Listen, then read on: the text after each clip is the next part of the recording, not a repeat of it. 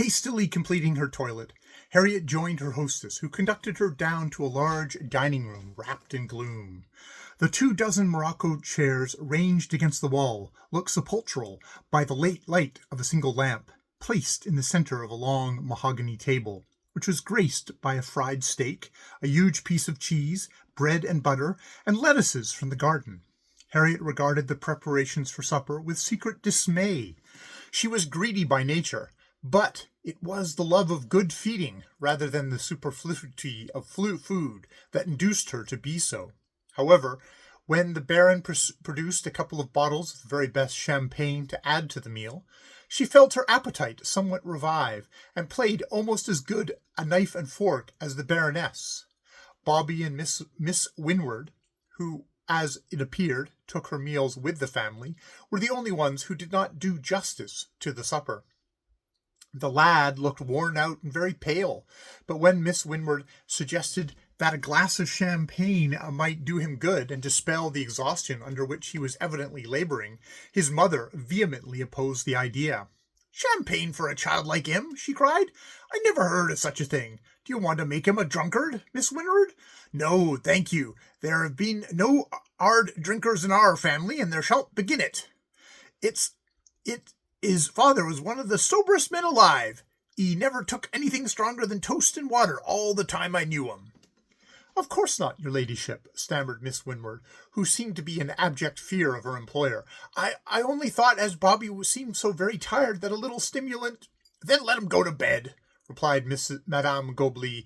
"Bed is the proper place for boys when they's tired.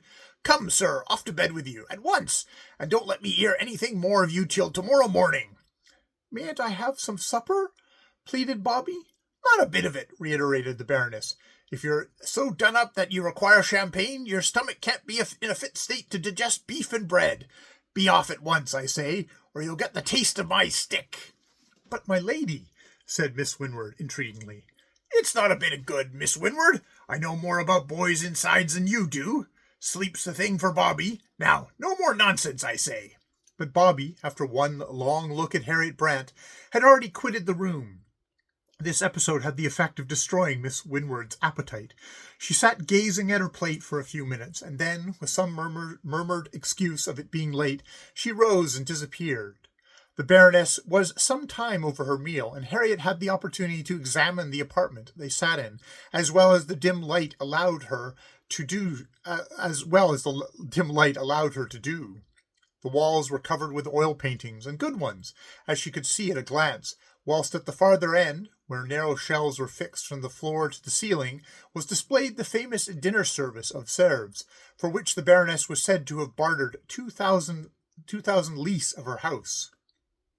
Harriet glanced from the pictures and the china upon the walls to the steak and bread and cheese upon the table, and marvelled at the incongruity of the whole establishment. Madame Goblet, who, whilst at the Lion d'Or, had appeared to think nothing good enough for her, was now devouring fried steak and onions, as if they had been the daintiest affair.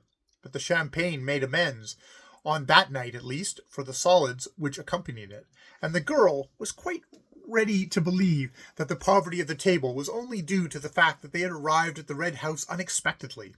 As they reached the upper corridor, her host and hostess parted with her with much effusion, and passing into their own room, shut the door and locked it noisily.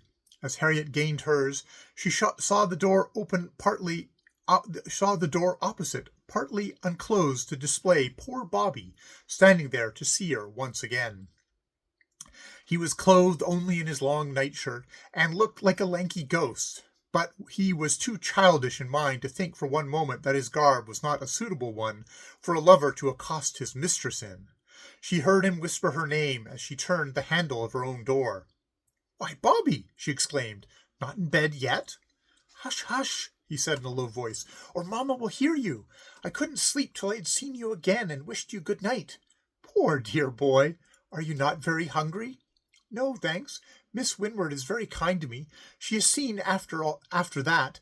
But to leave without a word to you, that was the hardest part of it." "Poor Bobby!" ejaculated Harriet again, drawing nearer to him. "You must not stay out of bed. You will catch your death of cold." Kiss me, then, and I will go. He advanced his face to the opening of the door, and she put her lips to his, and drew his breath away with her own. Good night, murmured Bobby with a long sigh. God bless you, good night. And then he disappeared, and Harriet entered her own room, and her eyes gleamed as she recognized the fact that Bobby also was going to make a fool of himself for her sake. The next morning she was surprised on going downstairs at about 9 o'clock to find a cloth laid over the only part of the dining table, and a breakfast evidently prepared for one person. She was still gazing at it in astonishment and wondering what it meant when Miss Winward entered the room to express a hope that Miss Brant had slept well and that she had everything she required. Oh, yes, certainly yes. But where are we going to have breakfast? Here, Miss Brant, if it please you. I was just about to ask you what you would like for breakfast. But the Baron and Baroness? Oh, they started for the manufactory 2 hours ago. Her ladyship is a very early riser when at home, and they had some 4 miles to drive. The manufactory? Echoed Harriet.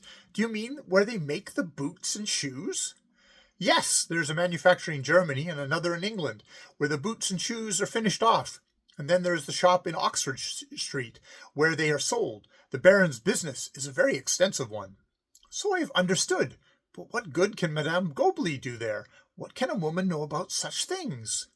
Miss Winward shrugged her shoulders. She looks after the young women who are employed, I believed, and keeps them up to their work. The Baroness is a very clever woman. She knows something about most things, and a good deal that were better left unknown, she added with a sigh. Does she go there every morning? Not always, but as a rule she does. She likes to have a finger in the pie, and she fancies that nothing can go on properly without her.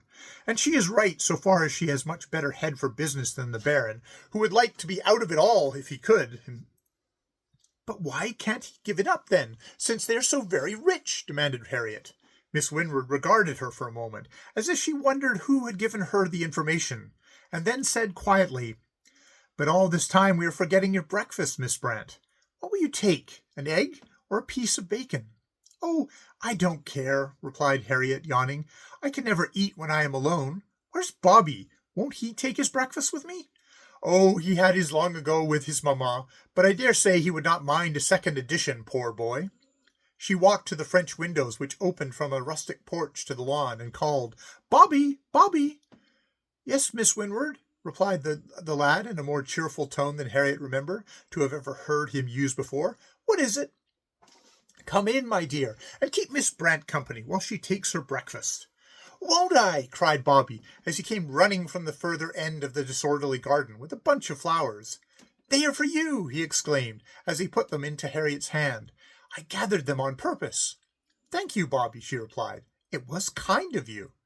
She felt cheered by the simple attention, for her hostess to have left her on the very first morning without a word of explanation had struck her as looking very much, notwithstanding all the effusive flattery and protestations of attachment with which she had been laden, as if she were not wanted at the Red House. But when her morning meal was over, and she had been introduced to every part of the establishment under the chaperonage of Bobby, to the tangled, overgrown garden, the empty stables, Papa's library, which was filled with French and German books, and Mamma's drawing room, which was so full of valuable china that one scarcely dared move freely about it, the burning thirst to see or hear something of Ralph Pullen returned with full force upon Harriet, and she inquired eagerly of Miss Winward when her hostess might be expected to return. Miss Winward looked rather blank as she replied, Not till dinner time, I'm afraid. I fancy she will find too much to inquire about and to do, after so long an absence from home. I'm so sorry, Miss Brant, she continued, noting the look of disappointment on the girl's face, that her ladyship did not make this plain to you last night. Her injunctions to me were to see that you had everything you required, and to spare no trouble or expense on your account. But that is not like her having her here, of course. Have you been into the library? There's some nice English works there, and there is a piano in the drawing-room which you might like to use. I am afraid that it is not in tune, on account of the rain we have had, and that I have not opened it myself during the Baroness's absence, and indeed it is never used, except to teach Bobby his music lessons on, but it may amuse you in default of anything else. Oh, I dare say I shall find something to amuse myself with, replied Harriet rather sullenly. I have my own instrument with me, and my books, thank you. But is no one likely to call this afternoon, do you think? This afternoon? Echoed Miss Winward. Are you expecting any of your own friends to see you? Oh, no. I have no friends in England, none at least that I know I have returned from Heist. But the Baroness told me, she said the Red House was always full of guests, Prince Aldebert and Prince Loris, and lots of others. Do you think they may come today to see her? Oh, not in September, replied her companion. It is not the season now, Miss Brant, and all the fashionable people are out of town, at the foreign watering places or shooting in the country. Her ladyship could never have intended you to understand that the people you have mentioned would come here at any time except between May and July. They do come here then, sometimes, but not, I expect, as you think. Not as friends, I mean. Not as friends? What as, then? Demanded Harriet. Well, returned Miss Winward dubiously, many of them have business with her ladyship, and they come to see her upon it. I generally conduct them to her presence and leave them alone with her, but that is all I see of them. They have never come here to party or to dinner, to my knowledge. How very extraordinary, cried Harriet. What do they come for, then? The Baroness must tell you that, replied the other gravely. I am not in her confidence, and if I were, I should not feel justified in revealing it. This conversation drove Harriet to her room to indite a letter to Captain Pullen. If she were to be deprived of the society of dukes and princes, she would at least secure the company of one person who could make the time pass pleasantly to her. As she wrote to him, rapidly, unadvisedly, passionately, her head burned and her heart was fluttering. She felt as if she had been deceived, cheated, decoyed to the Red House under false pretenses, and she was as much a rage as her indolent nature would permit her to be. The revelations of Miss Winward had sunk down into her very soul. No parties, no dinners, with princes handing her into the dining-room and whispering soft nothings into her ears all the time. Why had Madame Goblis so often promised to console her for the loss of Captain Pullen by this very means? And it was a dream, a chimera. They only came to the Red House on business. Business, horrid, unromantic word. And were shut up with the Baroness. What business, she wondered. Could it be about boots and shoes? And if so, why did they not go to the shop, which surely was the proper place from which to procure them? The idea that she had been deceived in this particular made her write far more warmly and pleadingly, perhaps, than she would otherwise have done. A bird in the hand was worth two in the bush. Harriet was not conversant with the proverb, but she fully endorsed the sentiment. When her letter was written and addressed at the camp at Aldershot, she had walked out with Bobby to post it in the pillar box. She felt happier and less resentful. At all events, she was her own mistress and could leave the Red House when she chose and take up her abode elsewhere. The hot sun had dried the garden paths and grass, and she spent the rest of the afternoon wandering about the unshaven lawn with Bobby and lingering on the rotten wooden benches under the trees with a boy's arm round her waist and his head drooping on her shoulder. Bobby was blissfully happy, and she was content. If we cannot get caviar, it is wise to content ourselves with cod's roe. They spent hours together that afternoon, until the dusk had fallen and the hour of dining had drawn nigh. They talked of Heist and the pleasures they had left behind them, and Harriet was astonished to hear how manly some of Bobby's ideas and sentiments. How manly were some of Bobby's ideas and sentiments when out of sight of his mamma. At last, the strident tones of the Baroness's voice were heard echoing through the grounds. Harriet and Bobby leaped to their feet in a moment. "Here, Harriet, Bobby, where are you? You're a nice son and daughter to hide away from me, when I've been toiling for your benefit all the day."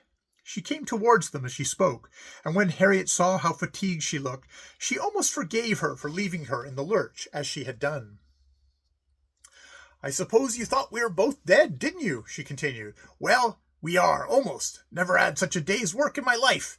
Found everything wrong, of course. You can't turn your back for 5 minutes, but these confounded workmen play old Airy with your business. I sent off 10 fellows before I'd been in the factory 10 minutes, and find as many girls and have been running all over London since to replace 'em. It's hard work, I can tell you." She plumped down upon the rotten seat, nearly bringing it to the ground as she spoke, and burst out laughing. "You should have seen one man. You would have died of laughing. 'Get out,' I said to him. 'Not another day's work do you do here.' "Get out of the factory where I've worked for 20 years, he said. "Well, then, I shall not for you. If the governor had said so, it might be a different thing, but a woman has no right to come in interfering with business she knows nothing about." "That's the way the wind lies," I replied, "and if you want a man to turn you out, we'll soon see if a woman can't do it." I took my stick and laid it on his back till he hollered again. He was out of the place before you could say Jack Robinson. How will that do?" I said to the others. "Who else wants a taste of my stick before he'll go?" But they all cleaned out before I had done speaking. I laughed till I was ill. "But come along, children. It's time for dinner." And they returned to the house. As they returned to the house, she accosted Harriet. "I hope you've amused yourself today. You have to look after yourself whenever I'm at the factory, but a handsome gal like you won't want along for amusement. We'll have plenty of company here soon, Miss Winward," she continued as they entered the dining room. "Miss Milken is coming tomorrow. See that his room is ready for him." "Very good, my lady," replied Miss Winward, but Harriet fancied she did not like the idea of Miss Milken staying with them.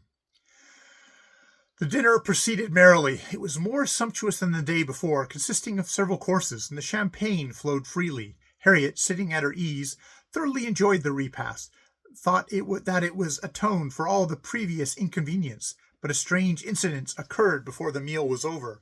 The Baron, who was carver, asked Bobby twice if he would take some roast beef, and received no answer, which immediately aroused the indignation of the Baroness. "Do you hear what your father is saying to you, Bobby?" she cried shrilly. "Answer him at once, or I'll send you out of the room. Will you have some beef?"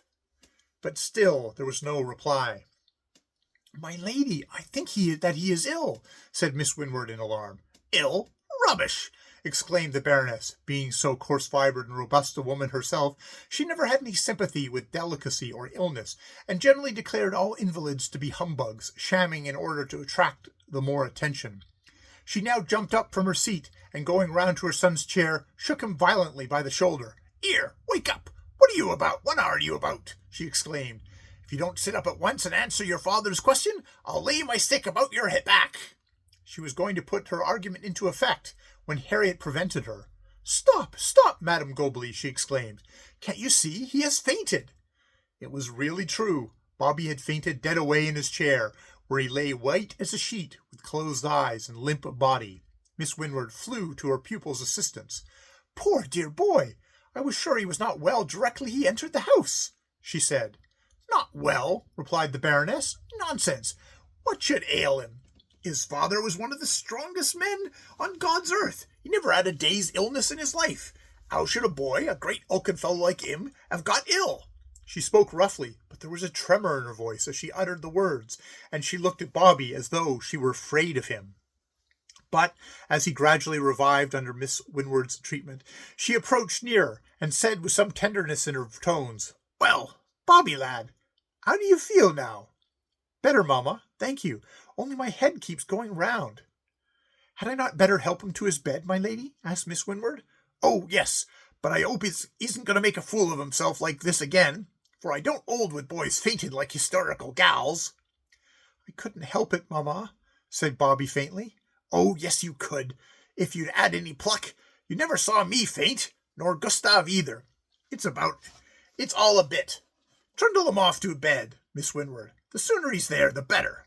"And may I give him a little stimulant?" suggested Miss Winward timidly, recalling the scene of the evening before. "A little champagne or brandy and water. I think he requires it, my lady." "Oh, yes, coddle him to your heart's content. Only don't let me hear of it. I ain't a fuss. Good night, Bobby. Mind you're well by tomorrow morning." And she brushed the lad's cheek with her bristly chin. "Good night," replied Bobby. "Good night to all," as he was supported from the room on the arm of Miss Winward. The Baroness did not make any further remarks concerning her son, but Harriet noticed that her appetite disappeared with him, and declared that she had tired herself too much to eat. She sat unoccupied and almost silent for the remainder of the meal. End of Chapter 10 of The Blood of the Vampire.